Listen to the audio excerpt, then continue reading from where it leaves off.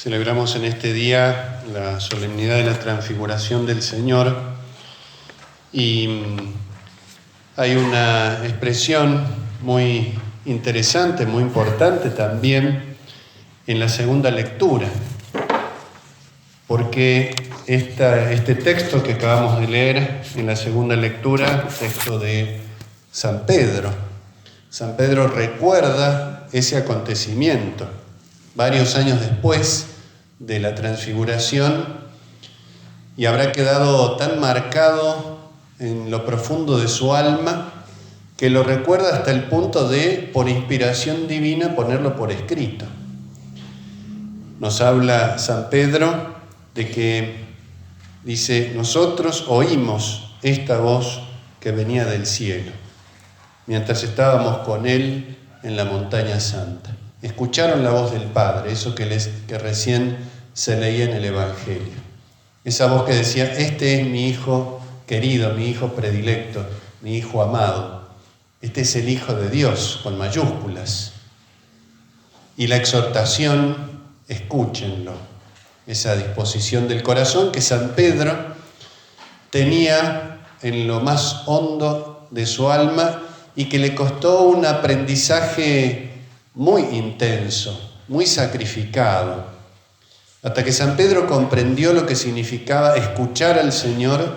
Tuvo que atravesar por su momento de mayor oscuridad, que fueron las negaciones, cuando llegó a decir, no sé quién es este hombre, no tengo nada que ver con él. Esas negaciones, esa desvinculación entre Pedro y quien es la palabra de Dios. Pero cuando después lo ve a Jesucristo, Jesucristo lo mira a San Pedro, y en San Pedro estamos todos nosotros también representados por nuestro pecado, por nuestra oscuridad y por recibir la mirada de Cristo. Cuando Cristo lo mira, Pedro recordó las palabras que Jesús le había dicho. Antes que cantar el gallo, lo negaría 3 veces. Recordó las palabras. Recordar, que es una expresión muy linda y muy profunda y muy espiritual también, que no es solo tener memoria de algo, sino que es tener presente en el corazón, ese recordar, está la palabra corazón, una presencia con intensidad en el corazón. Ese es el recuerdo de San Pedro, y creo que se puede aplicar perfectamente a esto que San Pedro recordaba y recordó toda su vida, y nos regala para que nosotros también lo recordemos, este episodio de la transfiguración especialmente, hasta el punto de ponerlo por escrito para que sea un testimonio para toda la Iglesia en relación con la fe. La transfiguración tiene una especial referencia a nuestra fe en el Hijo de Dios. Nuestra fe, como nos dice acá San Pedro, y pensemos cuando leemos estos textos, especialmente en este caso el de San Pedro, todo lo que él vivió. O sea, no nos habla desde afuera, sino que es lo que él mismo recibió día a día en esa cercanía con Jesucristo. Y nos dice, no les hicimos conocer el poder, la venida de Jesucristo, el misterio de la fe, no se los hicimos conocer por fábulas, por leyendas, por cosas que no han sucedido, sino todo lo contrario. Fuimos testigos oculares de su grandeza. Lo vimos. Este es el fundamento de nuestra fe. Nosotros no hemos visto a Jesucristo. Jesús también dice, bienaventurados los que sin ver han creído. Allí estamos nosotros. Y Pedro lo vio a Jesucristo, vio la transfiguración, asistió a ese momento. Y entonces San Pedro lo que nos viene a decir es esto, y por eso creo que la festividad de la transfiguración tiene tanto que ver con el fundamento de nuestra fe. Fuimos testigos oculares de su grandeza. También de la pasión, donde la grandeza, donde la gloria de Cristo está oculta, también estuvieron. También de la resurrección, donde la gloria de Cristo se manifiesta de un modo diferente al de la transfiguración, pero se aparece a sus apóstoles.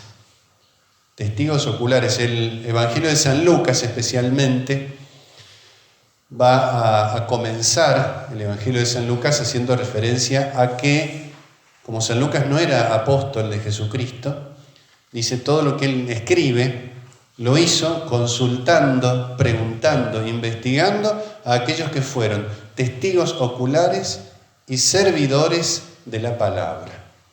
El Evangelio tiene ese fundamento, no es una historia inventada.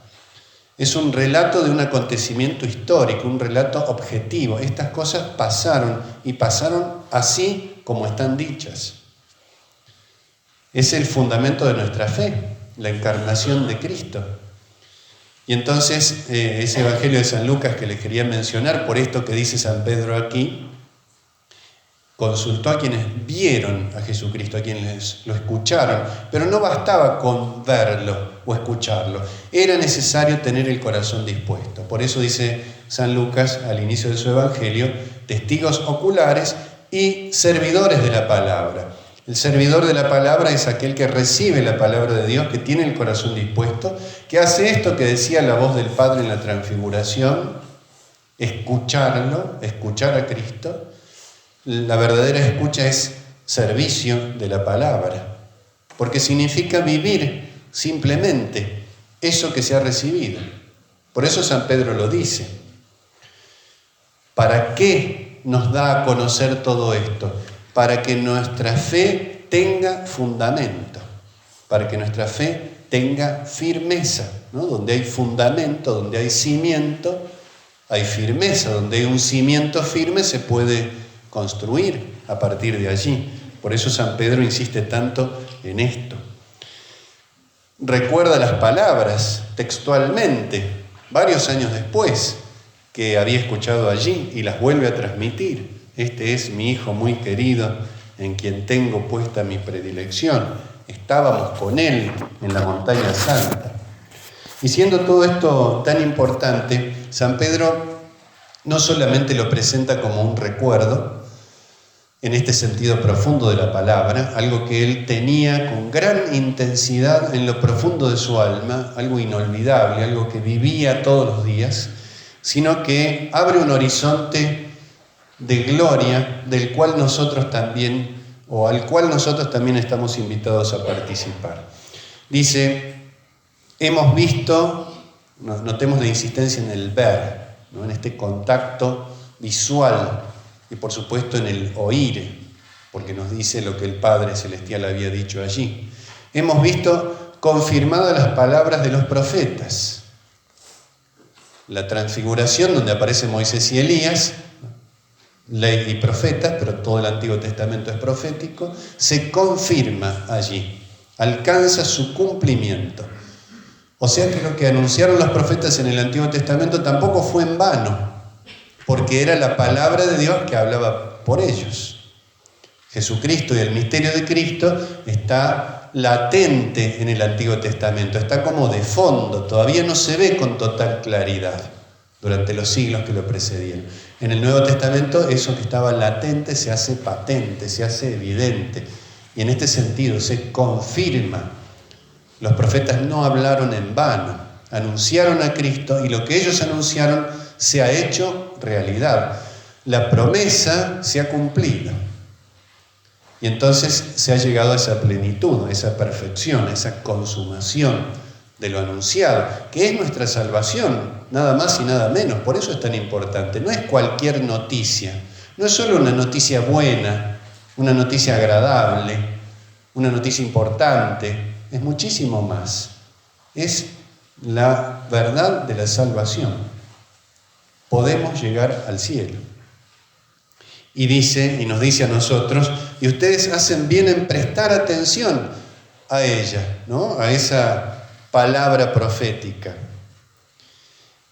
Como una lámpara que brilla en un lugar oscuro, porque el camino por el mundo es así. Vivimos en un mundo donde se sienten las consecuencias del pecado original, de los pecados personales. Es un mundo sombrío.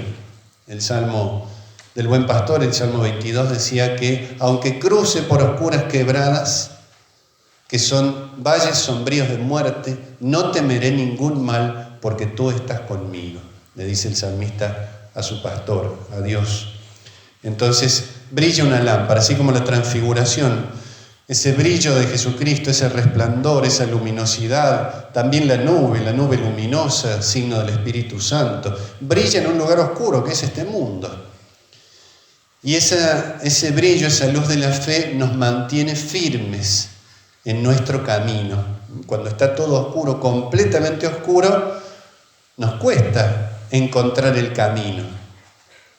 Cuando hay, aunque sea una pequeña luz que nos va iluminando, podemos seguir la senda correcta.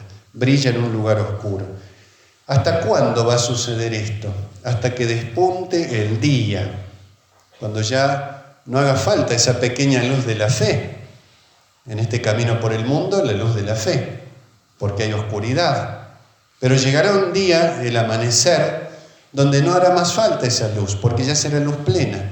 Nos dice el libro del Apocalipsis que en la Jerusalén celestial no habrá más noche, no habrá más oscuridad, sino que la luz del Cordero iluminará la Jerusalén celestial eternamente.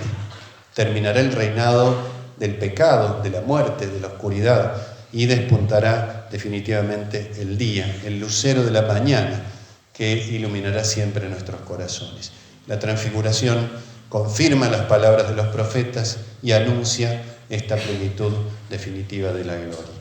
Vamos a pedirle en este día entonces a nuestro Señor, por intercesión de Santo Domingo de Guzmán, que recibió también, por supuesto, y vivió también en plenitud esto que San Pedro nos narra, ese ser servidor de la palabra, especialmente él, ¿no? Padre de la orden de predicadores, que dedicada especialmente a la palabra de Dios, ¿no? Recibió esa palabra, predicó esa palabra porque amó la palabra de Dios, porque amó la verdad, porque quiso transmitir a los demás esa pequeña luz de la fe, pequeña en un sentido y grandiosa en otro sentido.